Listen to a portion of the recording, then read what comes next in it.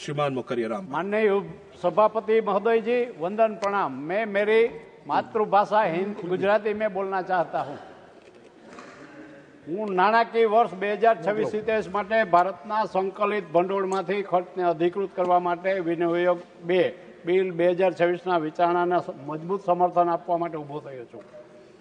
રાષ્ટ્રના નાણાકીય બાબતો પરની આ મહત્વપૂર્ણ ચર્ચામાં ભાગ લેવાની મને તક આપવા બદલ હું આપનો આભાર માનું છું। આ બિલ ફક્ત બંધારણીય ઔપચારિકતા નથી, તે સરકારના દૃષ્ટિકોણ, પ્રાથમિકતાઓ, ભારતના લોકો પ્રત્યેની પ્રતિબદ્ધતાનું પ્રતિબિંબ છે। આજે આપણે જે પણ ફાળવણીને મંજૂરી આપીએ છીએ તે એક મજબૂત, વધુ સમૃદ્ધ અને આત્મનિર્ભર રાષ્ટ્ર બનાવવા તરફ એક પગલું રજૂ કરે છે। આ પદ્ધતિ દ્વારા જ શાસન આપણા નાગરિકો માટે મૂર્ત પરિણામોમાં પરિણમે છે। હું આપણા યશસ્વી વડાપ્રધાન શ્રી નરેન્દ્ર મોદીજી કે જેમને ગઈકાલે જ રેકોર્ડ બનાવ્યો છે 8,200થી ઉપરના દિવસો સુધીનું નેતૃત્વ આપવાનો, તેમને હું મારા વંદન કરું છું, પ્રણામ કરું છું। આ ગતિશીલ નેતૃત્વ પ્રશંસા કરવા માંગુ છું। તેમના દૂરદર્શી માર્ગદર્શન હેઠળ ભારતે તમામ ક્ષેત્રોમાં પરિવર્તનશીલ ફેરફારો જોયા છે। માળખાગત સુવિધાઓના વિસ્તરણથી લઈને ડિજિટલ શાસન સુધી, નાણાકીય સમાવેશથી લઈને વૈશ્વિક રાજદારી સુધી સરકાર હેતુની સ્પષ્ટતા, અમલીકરણ, ગતિ અને રાષ્ટ્ર નિર્માણ પ્રત્યે પ્રતિબદ્ધતા સતત દર્શાવી છે। વિકસિત ભારતની વિભાવનામાં હવે માત્ર એક આકાંક્ષા રહી નથી, તે સતત વાસ્તવિકતા બની રહી છે। સાહેબ, આ સંદર્ભમાં વિનિયોગ બિલ હેઠળ ફાળવણી એવી સરકારને પ્રતિબિંબ કરે છે જે સમાવેશ સાથે વૃદ્ધિ પણ ધ્યાન કેન્દ્રિત કરે છે। મૂડી ખર્ચ, માળખાગત વિકાસ અને કલ્યાણકારી યોજનાઓ પર ભાર એક સંતુલિત વિભાગ દર્શાવે છે, જે અર્થતંત્ર સાથે સામાન્ય નાગરિકને પણ સશક્ત બનાવવાનો પ્રયાસ કરે છે। હું ખાસ કરીને ગુજરાતની નોંધપાત્ર પ્રગતિ પર ભાર મૂકવા માંગુ છું, જે વિકાસ સંચાલિત શાસનનું એક તેજસ્વી ઉદાહરણ છે। ગુજરાત લાંબા સમયથી ભારતીય અર્થતંત્રનું એક તેજસ્વી ઉદાહરણ રહ્યું છે। ગુજરાત લાંબા સમયથી ભારતીય અર્થતંત્ર વિકાસ એન્જિન રહ્યું છે અને તેની સતત પ્રગતિ વ્યાપક દ્રષ્ટિકોણથી રાષ્ટ્રીય દ્રષ્ટિકોણ સાથે ગાઢ રીતે જોડાયેલ છે। ઔદ્યોગિકરણ, બંદર સંચાલિત વિકાસ અને વ્યવસાય કરવાની સરળતામાં રાજ્યની સિદ્ધિઓની પ્રશંસનીય છે। ઔદ્યોગિક કોરિડોર અને રોકાણ ક્ષેત્રો સહિત ગુજરાતમાં વિશ્વકક્ષાના માળખાગત વિકાસે સ્થાનિક વૈશ્વિક રોકાણકારોને ખૂબ જ મોટા પ્રમાણમાં આકર્ષ્યા છે। આ પહેલો માત્ર રાજ્યના અર્થતંત્ર વેગ આપી રહી નથી, પરંતુ ભારતના એકંદર વિકાસમાં પણ નોંધપાત્ર યોગદાન આપી રહી છે। આ બિલ દ્વારા સતત નાણાકીય સહાય વધુ મજબૂત બનાવશે અને ભારતની વૈશ્વિક સ્પર્ધામાં વધારો કરશે। સાહેબ ડિસ્ટર્બ કરે છે, બોલે છે એટલે। સાહેબ, નવીનીકરણ ઉર્જામાં ગુજરાતનું નેતૃત્વ ગર્વનું ક્ષેત્ર છે। રાજ્ય સૌર પવન ઉર્જામાં નોંધપાત્ર પ્રગતિ કરે છે, જે ટકાઉ વિકાસ પ્રત્યે ભારતની પ્રતિબદ્ધતાનો ટેકો આપે છે। પર્યાપ્ત ફાળવણી દ્વારા સરકારનું ગ્રીન ઉર્જા પર ધ્યાન કેન્દ્રિત કરવા, નવી રોજગારીની તકો ઊભી કરતી વખતે ભારત તેના આબોહવા લક્ષ્યોને પણ પ્રાપ્ત કરવા માટે ટ્રેક પર રહેશે તેની ખાતરી થશે। કૃષિ ક્ષેત્રમાં પણ ગુજરાતે સ્થિતિસ્થાપકતા અને નવીનતા દર્શાવી છે। ખેડૂતોને સુધારેલી સિંચાઈ સુવિધાઓ, આધુનિક તકનીકો અને સહાય સરકારી નીતિઓનો લાભ મળ્યો। સિંચાઈ ટેકનોલોજી, બજાર જોડાણ, રોકાણ દ્વારા કૃષિને મજબૂત બનાવવા પર સરકારના સતત ધ્યાનની હું પ્રશંસા કરું છું। સાહેબ, ગુજરાતનું દરિયાકાંઠાનું અર્થતંત્ર અપાર સંભાવનાઓ પ્રદાન કરે છે। દેશના સૌથી લાંબા દરિયાકાંઠામાં ગુજરાત લગભગ 2300 કિલોમીટર એક સાથે રાજ્યના બંદર સંચાલિત વિકાસ, માછીમારી, દરિયાઈ વેપારનો લાભ લેવા માટે સારી સ્થિતિમાં છે ગુજરાત। આ દિશામાં સરકારની પહેલ પ્રશંસાને પાત્ર છે અને આ બિલ દ્વારા વધુ સમર્થનની તકો મળશે। ગુજરાતમાં શહેરી વિકાસ પણ બેન્ચમાર્ક સ્થાપિત કર્યા છે, જેમાં અમદાવાદ, સુરત, અમારું રાજકોટ શહેર આ બધા આયોજિત વિકાસ મોડેલ તરીકે ઉભરી રહ્યા છે। સ્માર્ટ સિટીઝ, હાઉસિંગ, શહેરી માળખાગત સુવિધાઓ પર સરકારનું ધ્યાન સ્પષ્ટપણે દેખાય છે અને પ્રયાસો નાગરિકોના જીવનની ગુણવત્તામાં સુધારો કરી રહ્યા છે। સાહેબ, આ સરકાર વિશે સૌથી પ્રશંસનીય બાબત એ છે કે સમાવેશ વિકાસ પ્રત્યેની તેની પ્રતિબદ્ધતા છે। આર્થિક વિકાસને પ્રોત્સાહન આપવાની સાથે તેણે ખાતરી કરી છે કે લાભો ગરીબ, ખેડૂતો, યુવાનો અને મહિલાઓ સુધી પહોંચે છે। આવા સ્વચ્છતા, આરોગ્ય સંભાળ અને નાણાકીય સમાજ માટે યોજનાઓને દેશભરમાં લાખો લોકોના જીવનમાં પરિવર્તન લાવ્યું છે।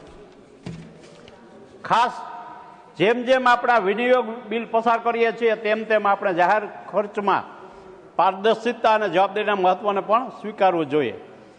આ સરકારે ભંડોળનો અસરકારક રીતે ઉપયોગ થાય, લીકેજ વિના ઇચ્છિત લાભો લાભાર્થી સુધી પહોંચે તે નિશ્ચિત કરવા પણ પગલાં લીધા છે. અગાઉની મિત્રો નથી હાજર કોઈ, કોંગ્રેસની સરકારે આકાશમાં પાતાળમાં જ્યાં જ્યાં મેળ પડ્યો ત્યાંથી વિકાસને બદલે ખીચા ભરવાનું કામ કર્યું અને દેશને ખૂબ જ પાછળ લઈ ગયા.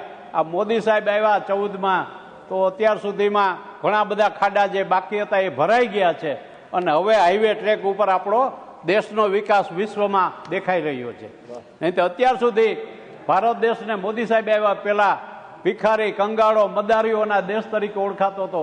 અત્યારે આપણે વિદેશમાં જઈએ, પાસપોર્ટ જઈને યા મોડી મોડી, આ લોકોને કદાચ બીજું બોલતા ફાવે ન બોલો, મોડી મોડી કરે એટલે આપણે સમજી જવાનું કે આપણા દેશના ગૌરવ સાથે વખાણ થઈ રહ્યા છે. આ નિષ્કર્ષમાં સાહેબ મારે એટલું જ કહેવાનું છે કે વિનિયોગ નંબર 2 બિલ 2024 હૃદયપૂર્વક સમર્થન આપું છું. એક એવી સરકારને પ્રતિબિંબ કરે છે જે નિર્ણાયક સ્વપ્નદ્રષ્ટા લોકોના કલ્યાણ માટે પ્રતિબદ્ધ છે. નરેન્દ્ર મોદી સાહેબના સક્ષમ નેતૃત્વ હેઠળ ભારત આત્મવિશ્વાસને વૈશ્વિક આર્થિક શક્તિ બનવા તરફ આગળ વધી રહ્યું છે. પણ અમારા વિપક્ષના મિત્રોને આ વિકાસ દેખાતો નથી અને પોતાના પક્ષનો વિનાશ તરફ જાય છે. હું તો એવું કહું છું કે આપ સૌ અમારી સાથે જોડાઈ જાઓ દેશના વિકાસ માટે. મોદી સાહેબનો વિરોધ વ્યક્તિગત ન હોઈ શકે, દેશના વડાપ્રધાન છે અને દેશના વડાપ્રધાનનું 142 કરોડમાં જે આગવું સ્થાન છે તો આપણે પણ આપણે સાથે જોડાય અને માત્ર વિકાસની નીતિમાં આપણે સાથે જોડાઈ જઈએ જેથી સોનામાં સુગંધ ભરશે. બાકી વિરોધ કરવાથી મતદારો બધા જાણે છે બધું, કોઈ ક્યારેય બોલતું નથી. પણ ચૂંટણી આવે, હમણાં બંગાળમાં આવશે, ચેન્નાઈમાં આવશે, થપથપાઈને મત આપશે ત્યારે આપ સૌને ખબર પડશે. ત્યાં સુધીમાં લંકા લૂંટાઈ જશે અને મોડું થઈ જશે. હજી પણ હું આપ સૌને વિનંતી કરું છું આપના માધ્યમથી કે આ દેશના સશક્ત વડાપ્રધાન જે રીતે કામ કરી રહ્યા છે એમાં જુઓ છો શું, જોડાઈ જાઓ. આ એક અમારું સ્લોગન હતું જે તે વખતનું કોલેજ કાર્ડનું નરહરિભાઈની વખતમાં કે જુઓ છો શું, અમે પ્લે કાર્ડ લઈને ઉપતા જોડાઈ જાઓ. એનો મારો કહેવાનો મતલબ એ છે કે આટલો વિકાસ દેશમાં થઈ રહ્યો છે અને આપણે ક્યાં ને ક્યાં હતા અને ક્યાં પહોંચી ગયા. અત્યારે આપણે ત્રીજા ક્રમે પહોંચવા આવ્યા છે આર્થિક રીતે પણ અને વિશ્વમાં તાકાતની રીતે પણ, અને વિશ્વના સંબંધો બધા સાથેના આપણા જે ઉભરી રહ્યા છે તે એવા છે. તો કોંગ્રેસના મિત્રો, આપના મિત્રો જે કોઈ હાજર હોય ન હોય, સાંભળતા હોય એ બધાને પણ હું વિનંતી કરું છું આપના માધ્યમથી કે આ દેશના વિકાસમાં જોડાઈ જાઓ. જોડાશો તો આપણું પણ કંઈક જોડાણ થશે, નહીંતર એવું થશે કે ઘટત જાય. એમ ધીમે ધીમે ઘટતું જશે અને પછી એવું થશે કે વિરોધ પક્ષ જે આપણે જોતો હોય મજબૂત એ ન મળે અને પછી એવું થાય કે પસ્તાવો પણ થાય. જે મરે હમણાં એમ થશે કે હમણાં આટલા સમયમાં અમારું સેશન પૂરું થશે તો એમ થાય કે એટલું કામ રહી ગયું, એટલું કામ રહી ગયું. એમ જો કોંગ્રેસના મિત્રો હજુ પણ સમજી જાય અને મોદી સાહેબ સાથે જોડાઈ જાય વિકાસના કામ માટે, એ જ મારી આપ સૌના માધ્યમથી અભ્યર્થના છે. અને ખાસ ભારત આત્મવિશ્વાસથી વૈશ્વિક આર્થિક શક્તિ બનવા તરફ આગળ વધી રહ્યું છે ત્યારે આપણે જવાબદારી અને ગર્વની ભાવના સાથે આ બિલ પસાર કરીએ અને વિકસિત અને સમૃદ્ધ ભારતના સ્વપ્નને સાકાર કરવા માટે સૌ સાથે મળી, હળી મળી અને કામ કરતા રહીએ, જેનાથી દેશમાં પણ આપણે કંઈક આપણું યોગદાન આપ્યું એવું ગણાશે. આપણી આગળની પેઢી છે એ પણ યાદ કરશે કે આ મોદી યુગમાં અમારા વડીલો મોદી સાહેબની સરકારમાં કે મોદી સાહેબ સમયમાં સંસદ સભ્ય હતા, રાજ્યસભામાં હતા અને એનું પણ યોગદાન છે, એનું ગૌરવ પણ થશે. માટે આપ સૌને સમગ્ર આ ગ્રહને વિનંતી કરું છું કે મોદી યુગના વિકાસમાં સૌ સાથે જોડાઈ જાય. આપણે પણ યજ્ઞમાં થોડી કોઈ આહુતિ નાખીએ અને આહુતિ આપવાથી આપણું પણ કલ્યાણ થશે અને દેશનું પણ કલ્યાણ થશે. જય હિન્દ, જય ભારત, ભારત માતા કી જય. સૌને સદબુદ્ધિ આપો. જય સોમનાથ, વંદન. Thank you. Dr. Bhim Singh ji. Dr.